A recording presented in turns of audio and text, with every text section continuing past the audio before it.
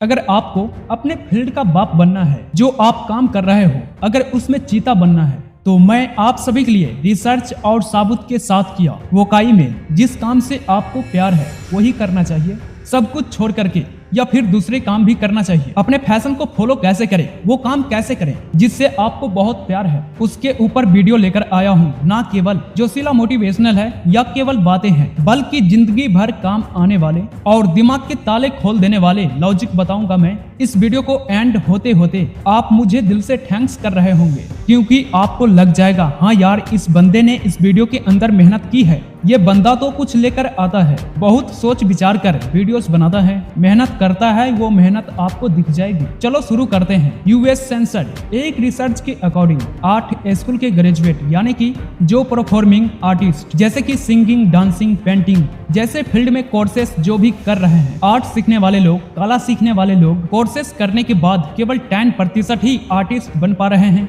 उससे कमा पा रहे हैं, या फुल टाइम अपना फैशन फॉलो कर रहे हैं, उससे खर्चा चला पा रहा है या घर चला पा रहा है, जो कोर्स में पैसा लगाया है उसे असूल पा रहा है। बाकी के 90% को अपने बिल पे करने के लिए, खर्चे चलाने के लिए दूसरी नौकरी करनी पड़ रही है, जो उसे पसंद नहीं है, वो अपने फैशन से नहीं कमा पा रहा है और उनका आर्ट्स उसकी हॉबी बनकर रह गई है। 90% लोग अपनी फैशन को प्रोफेशनल बना ही नहीं पा रहे हैं और साइड में उनको अलग नौकरी करनी पड़ रही है। हम कई बार बोलते हैं ना कि फैशन एंड फैशन, यानी कि वो काम करो जिससे आपको प्यार है, या अपने फैशन को फॉलो करो, कुछ भी करो, सारे काम आप छोड़ दो। ये बात मैंने भी अपनी काफी वीडियोस में कही है। इनफैक्ट मैंने भी अपने फैशन को फॉलो किया है, लेकिन एक स्मार्टली चीजों को समझ करके फिर मैंने अपने फैशन को फॉलो किया। बातों को आपको एसडीजी नहीं लगाना आता है, आपको फिल्टर लगाना होता है सिचुएशन के अकॉर्डिंग, कि आपको ये बात शुगर की तरह काम करती है, वो काम करो जिससे आपको प्यार है, ये शुगर की तरह काम करती है। पर अगर शुगर ज्यादा हो जाती है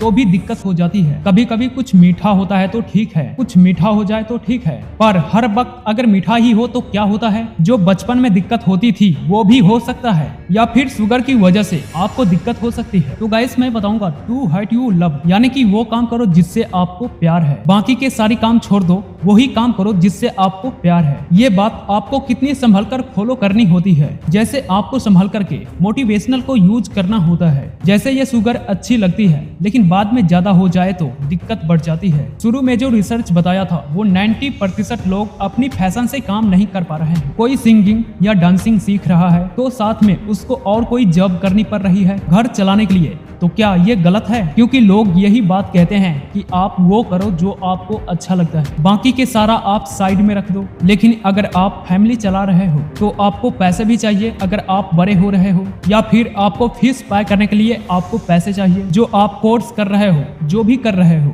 देखो, डू फॉर यू लव तक मैंने तो सीखा है, लेकिन एक लाइन आपने सुनी होगी ऑब्वियसली, और जो कि है लव हेट यू। पूरा क्या है? Loo hate you love and be late you. अगर आप साइड में कोई काम कर रहे हो जिससे कमाने के बाद में उस पैसे को अपने फैशन में लगा दे रहे हो, या पेस्ट अधिकारियों में जिस काम में आपको मजा आता है उसमें पैसा लगा रहे हो, तो उसको स्मार्टली, तो ये पैटर्न को फॉलो करना कहते हैं। मतलब कि अभी के फैशन से आपको इनकम नहीं हो रही है, जिस काम से प्यार है उस काम से पैसे नहीं हो रही है, तो आप थोड़ी देर के लिए वो काम करिए जिससे हमारी हो रही है। तो ये गलत नहीं है, सम्राट या पैटर्न को फॉलो करना पड़ता है। इसको बेवकूफी नहीं कहते हैं। बेवकूफ तब होती है जब जोशीला एक्शन लिया जाता है। सब कुछ छोड़ करके फैशन को फॉलो नहीं करना है। आपको अंधों की तरह जोश में आकर के, जब तक आपका आर्ट मास्टरपीस टेबल का नहीं हो जाता है, यानी कि जब तक आपकी आर्ट्स एकदम जबरदस्त तरीके से पॉलिश नहीं हो जाती, तब तक आपको बहुत बड़े बड़े एक्शन नहीं लेना है। आपको अपनी जिंदगी में जैस की तरह खेलना है। जोश में कुछ भी चला रहे हो आप दमादम, तो मार दूंगा और सामने वालों को हरा दूंगा, तो दिक्कत हो जाएगी। आपको स्मार्टली फैसले लेने, आपको चांस की तरह आपको दिमाग लगाना है। जितने लोग आपने देखते होंगे जिन्होंने कॉलेज छोड़ दी बीच में, कॉलेज टक ऑफ है